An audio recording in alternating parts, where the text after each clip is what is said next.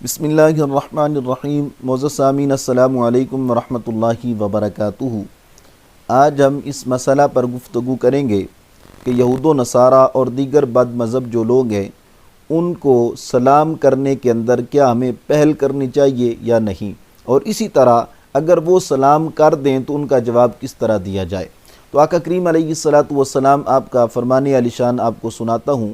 یہ حدیث مبارکہ مشکوٰۃ شریف کے اندر صفحہ نمبر 398 پر موجود ہے۔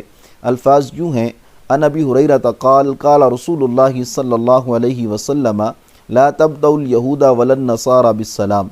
حدیث مبارکہ کا یہ جو حصہ میں نے آپ کے سامنے رکھا، اس کا ترجمہ یوں ہے، مفہوم یوں بنتا ہے کہ حضرت ابو ہریرہ رضی اللہ تعالی عنہ آپ بیان فرماتے ہیں کہ آقا کریم علیہ الصلاۃ والسلام آپ نے ارشاد فرمایا کہ یہود و نصارہ کو سلام کہنے کے اندر پہل نہ کرو۔ اس سے معلوم یہ ہوا کہ یہود و نصارہ اور دیگر بد مذہب جو لوگ ہیں اگر ان کے ساتھ ملاقات ہو جائے تو مسلمان سلام کے اندر ان کو پہل نہ کرے۔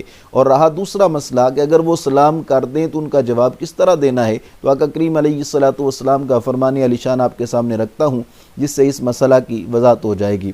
آقا کریم علیہ الصلاۃ والسلام کے غلام حضرت انس رضی اللہ تعالی عنہ آپ بیان فرماتے ہیں، الفاظ یوں ہیں: عن انس قال قال رسول اللہ صلی اللہ علیہ وسلم اذا سلم علیکم اہل الکتاب فقولوا وعلیکم۔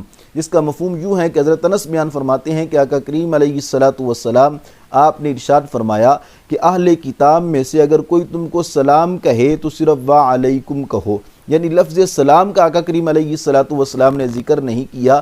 بد مذہب بالخصوص یہود و نصارہ میں سے اگر کوئی سلام کرتا ہے کسی مسلمان کو تو اس کے جواب کے اندر صرف وعلیکم کہنا، اس کو شریعت مطہرہ نے بیان فرمایا ہے۔ اللہ تعالیٰ کی بارگاہ میں دعا ہے کہ آقا کریم علیہ الصلاۃ والسلام آپ کی شریعت مطہرہ پر عمل کی توفیق عطا فرمائے۔